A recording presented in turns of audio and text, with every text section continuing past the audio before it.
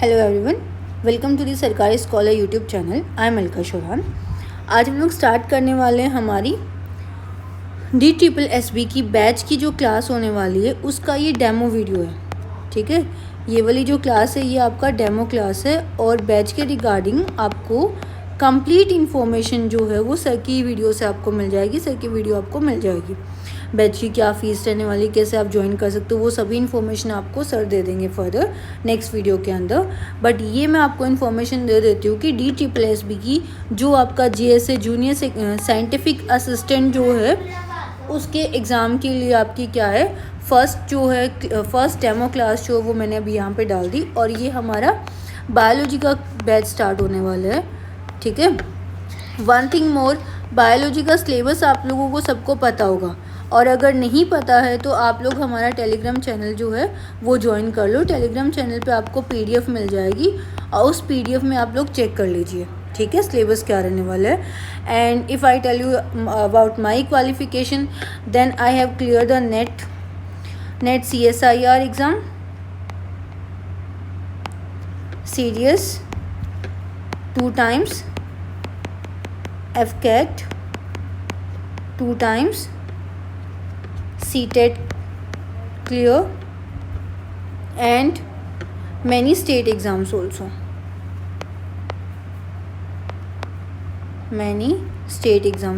ये मेरी क्वालिफ़िकेशन है, इतने मैंने एग्ज़ाम्स क्लियर किए हैं। ठीक है, सो आज हम लोग स्टार्ट करने वाले हैं DSSB का फर्स्ट क्लास हमारी जाने वाली है। और जो फर्स्ट क्लास हम लोग इंट्रोडक्टरी क्लास और हमारी डेमो क्लास जो स्टार्ट होने वाली है वो सेल वाले चैप्टर से स्टार्ट हो रही है। अब देखो, आप लोगों ने सेल के बारे में क्या देखा है, क्या पढ़ा है, क्या जानते हो। जनरली सेल वर्ड तो सुना होगा, बहुत अलग अलग तरीके से सेल सुना होगा। जैसे कि सेल का आप लोग यूज़ करते हो, सेल यूज़ हो रहा है लाइक आप बैटरी में यूज़ करते हो। ठीक है, फ़ोन के लिए भी बोला जाता है, ऐसे सेल फ़ोन बोला जाता है। ठीक है, और सेल आपकी बॉडी के लिए भी सेल बोला जाता है। ठीक है, बॉडी के लिए भी सेल को हम क्या कहते हैं, बॉडी बिल्डिंग बोलते होते हैं या फिर बिल्डिंग ब्लॉक ऑफ लाइफ बोलते होते हैं। अब हमें सेल को क्या पढ़ना है, हमारी लाइफ के लिए unit of life, cell the unit of life हमें पढ़ना है। यानी कि हमारी लाइफ के लिए सेल को यूनिट ऑफ लाइफ कैसे बोला जाता है। अब हर लिविंग ऑर्गेनिज्म, जितने भी लिविंग ऑर्गेनिजम्स होते हैं वो हमारे क्या होते हैं, एक मिनट रुको मैं पेज एरन कर लेती हूँ। अब जितने भी लिविंग ऑर्गेनिजम्स होते हैं, आप लिविंग ऑर्गेनिज्म के बारे में क्या जानते हो, जितने भी आपके पास लिविंग ऑर्गेनिजम्स होते हैं वो सभी किससे बने होते हैं, वो सभी सेल से बने होते हैं। और नॉट ओनली लिविंग ऑर्गेनिजम्स,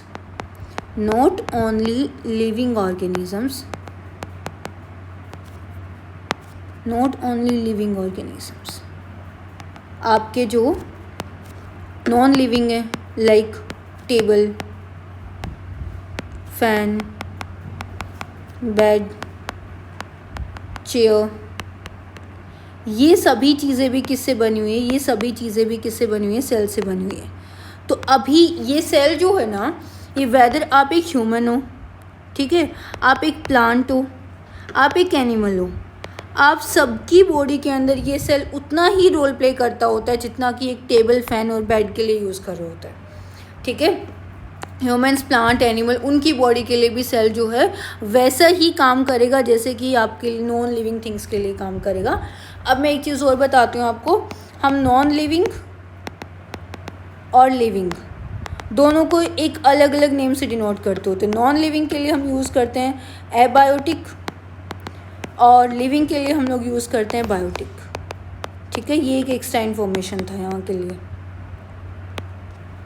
वापस चलो, अब यहाँ पे क्या लिखा हुआ है,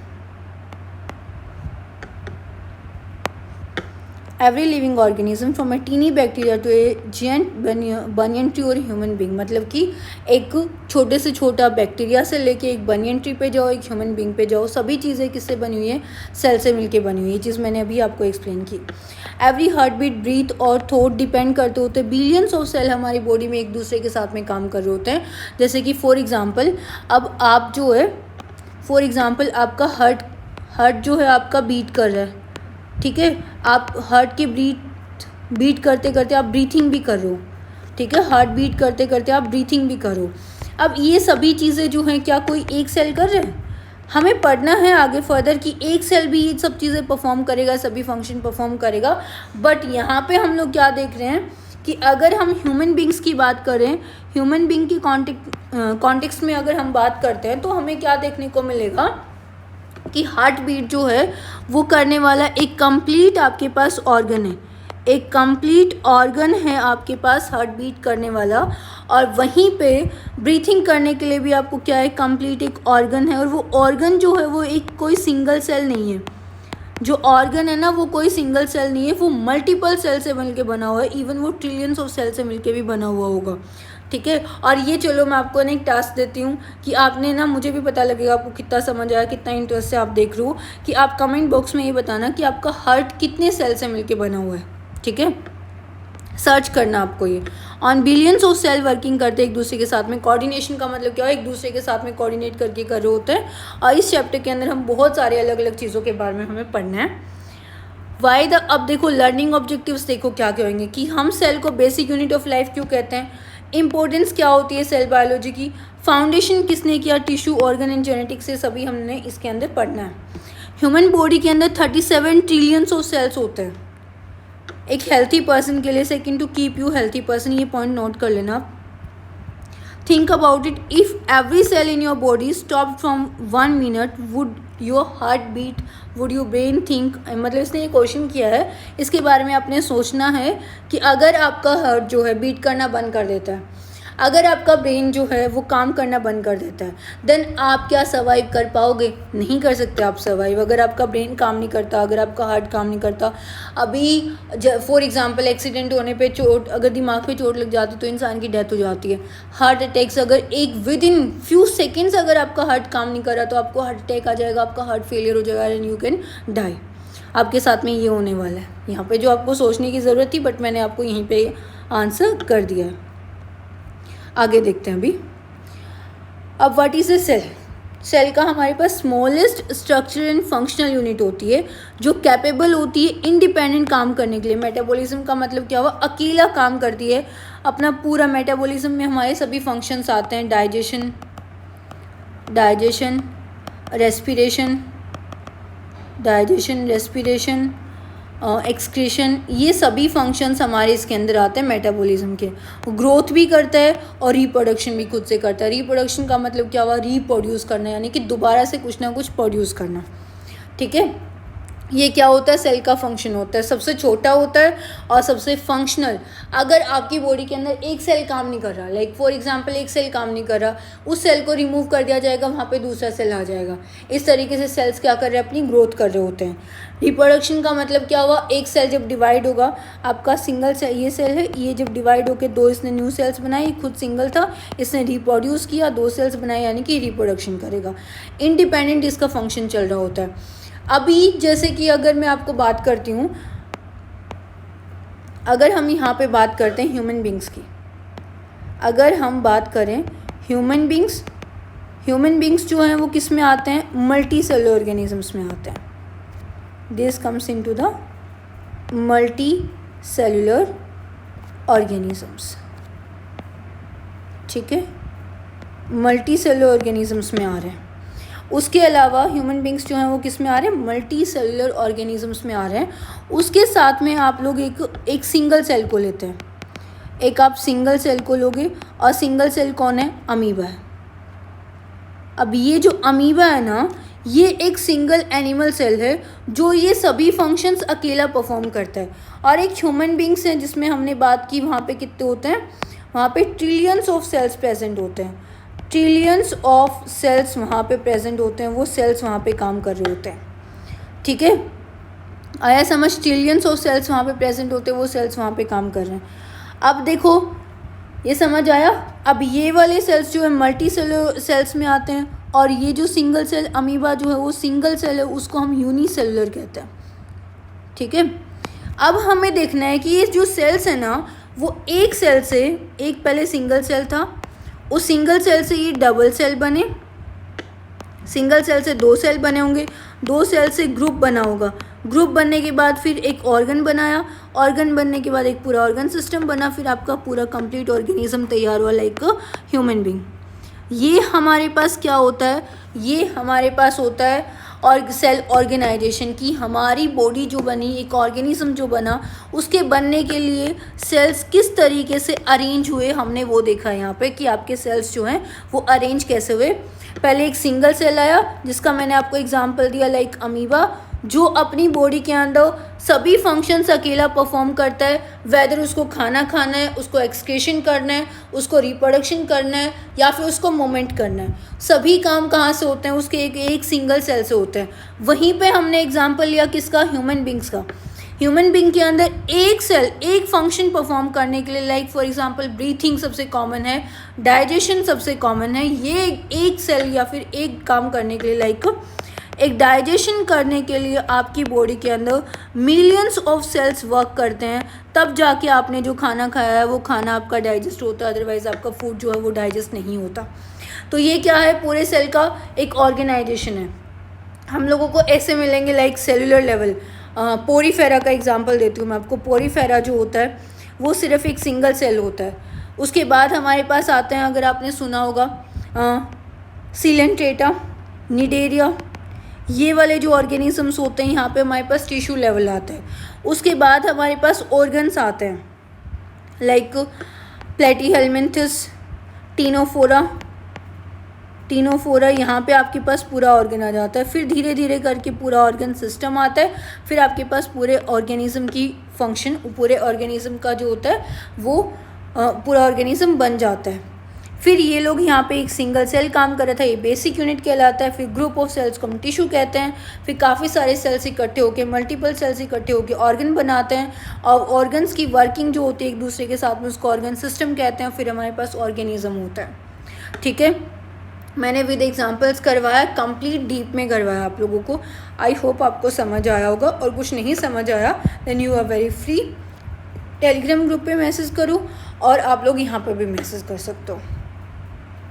इसके बाद अब ये देखो, अब हमने देखा सेल के बारे में। अब सेल में क्या क्या चीज़ें होती है, सेल को हम स्ट्रक्चरल यूनिट कहते हैं, क्योंकि सेल क्या करता है, पूरी builds every tissue organ in system. मतलब यहाँ पे क्या हुआ, स्ट्रक्चरल यूनिट बोलने का पीछे रीज़न क्या है, एक सिंगल सेल है, सिंगल सेल से उसने टिश्यू बनाया, टिश्यू बनाने के बाद उसने ऑर्गन बनाया, ऑर्गन बनाने के बाद उसने पूरा ऑर्गन सिस्टम बनाया, और फिर उसने पूरा ऑर्गेनिज्म बनाया, इसलिए हम उसको स्ट्रक्चरल यूनिट कहते हैं। फंक्शनल यूनिट हम क्यों बोलेंगे, बिकॉज अगर एक सेल काम नहीं करता, लाइक जैसे अमीबा था और अमीबा खुद में अपने आप में, जो मैंने आपको अमीबा का एग्जांपल दिया, अमीबा जो है वो अपने आप में एक सिंगल सेल था जो सभी फंक्शन परफॉर्म कर रहा था, सिंगल सेल था और जो सभी फंक्शंस परफॉर्म कर रहा था। वो काम किसका था, अमीबा का था।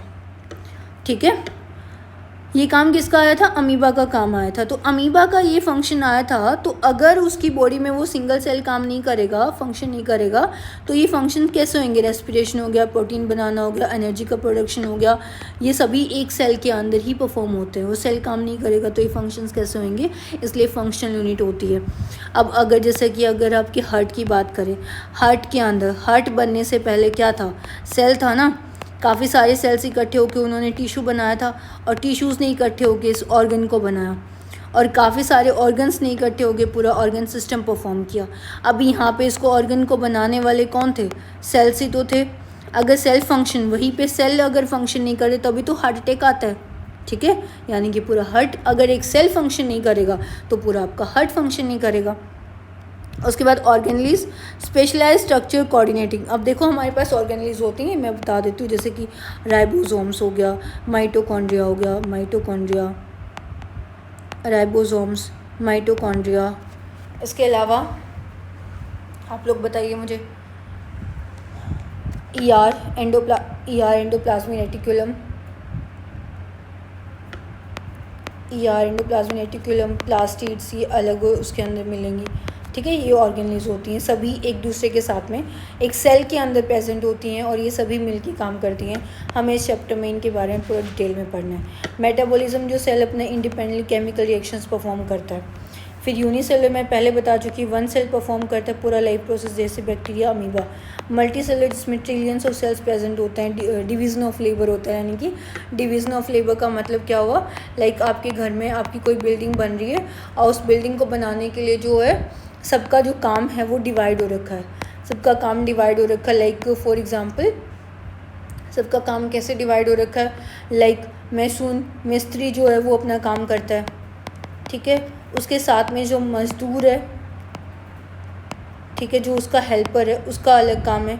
कोई पर्सन उसको जो है वो मसाले बना के दे रहा है, लाइक सीमेंट वगैरह मिक्स करके दे रहा है। कोई पर्सन जो है वो उसको जो ब्रिक्स हैं आपकी वो प्रोवाइड करने का काम कर रहा है, यानी कि ईंट प्रोवाइड करने का काम कर रहा है, ठीक है। ये सभी जो है वो कौन करते हैं, इसी को हम डिवीज़न ऑफ लेबर कहते हैं कि अलग अलग इंसान का काम अलग अलग डिवाइड हो रखा है। लाइक अगर हमारी बॉडी की बात कर लें, अगर हम ह्यूमन बॉडी की बात कर लेते हैं तो ह्यूमन बॉडी में क्या होता है, लाइक हार्ट का काम अलग है। क्या हार्ट सोच सकता है? नहीं सोच सकता। अगर क्या हार्ट आपका फिल्ट्रेशन कर सकता है? नहीं कर सकता। सबका काम क्या है, अलग है। हार्ट का सर्कुलेशन करना, किडनी का फंक्शन जो है, किडनी एक्सक्रीशन करती है तो इसका फंक्शन है एक्सक्रीशन करना, ठीक है। हार्ट, किडनी, उसके बाद और लंग्स का काम हो गया आपके पास एयर प्रोवाइड करवाना। सबके पूरे अलग अलग फंक्शंस होते हैं। एंड वन थिंग मोर, इस टेलीग्राम ये वाला जो है ये PDF आपको जो है वो टेलीग्राम ग्रुप में मिल जाएगी, बिकॉज ये वाली क्लास जो है फर्स्ट क्लास हमारी फ्री है, तो उसका PDF हम अवेलेबल करवा देंगे जो हमारा पब्लिक ग्रुप है उसके अंदर। Remember, the cell is the structural unit because it builds the body and the functional unit. The cell is the structural unit है, इसने क्या करे, बिकॉज इट बिल्ड करती है बॉडी को, and the functional unit because every biochemical activity essential for life occurs within the cell. I hope आपको समझ आया होगा। अब मैं थोड़ा सा आपको बैच की इन्फॉर्मेशन देती हूँ। हमारा पेड बैच स्टार्ट हो रहा है जूनियर साइंटिफिक असिस्टेंट बायोलॉजी का। कंप्लीट प्रिपरेशन होएगी हमारे बैच में। इसमें बायोलॉजी, टॉक्सिकोलॉजी और फोरेंसिक साइंस तीनों चीज़ें कवर होगी। कंप्लीट कवरेज है इसकी, ठीक है। आपको सब कुछ मिलेगा बायोलॉजी से रिलेटेड जो है, डेडिकेटेड नोट्स मिलेंगे, प्रॉपर क्वेश्चन की सीरीज़ मिलेगी, मॉक टेस्ट मिलेंगे, मतलब इंडिविजुअल मेंटरशिप मिलेगी, कहाँ पे आपको डाउट आ रहा है, क्या प्रॉब्लम हो रही है, ठीक है। एग्ज़ाम फोकस्ड आपको पूरा कॉन्सेप्ट करवाया जाएगा कि एग्ज़ाम में क्या चीज़ पूछी जा सकती है। और आज मैंने इस वाली DPP के अंदर जो मैंने आज PDF से जिसे पढ़ाया, मैं क्वेश्चन से अटैच करना भूल गई थी। बट जो नेक्स्ट क्लास आएगी, maybe I don't know कि नेक्स्ट क्लास यूट्यूब पे आएगी या नहीं आएगी, बट जो नेक्स्ट क्लास बैच में होगी उसके अंदर भी मैं PYQs जो हैं इससे रिलेटेड जो PYQs बनेंगे, क्वेश्चंस भी वो मैं क्लास में आपको करवाऊँगी, ठीक है। बैच का प्राइस जो है 1119 हमारे बैच का अभी राइट नाउ अभी बैच का प्राइस नहीं है। जो फर्स्ट 30 स्टूडेंट्स इसमें इनरोल करते हैं तो उसके लिए हमारे बैच का जो प्राइस रहेगा वो 7999 रहेगा, जिसमें आपको कंप्लीट पढ़ाया जाएगा। जो GK वाला पार्ट है वो भी आपको करवाया जाएगा। उसके बाद जो आपका बायोलॉजी का जितना भी पार्ट है वो सब कुछ मैं देखूँगी, और आप लोग डिसाइड कर सकते हो कि मेरा जो डेमो वीडियो उसके अकॉर्डिंग। और ज़्यादा इन्फॉर्मेशन के लिए आप हमारा टेलीग्राम ग्रुप जो है वो ज्वाइन कर सकते हो, ठीक है। नेक्स्ट देखो, हमारे पास आती है सेल थ्योरी। सेल थ्योरी में मुझे सेल थ्योरी समझाने के लिए थोड़ा सा पेज रन करना पड़ेगा। अब सेल थ्योरी के बारे में आप क्या समझते हो?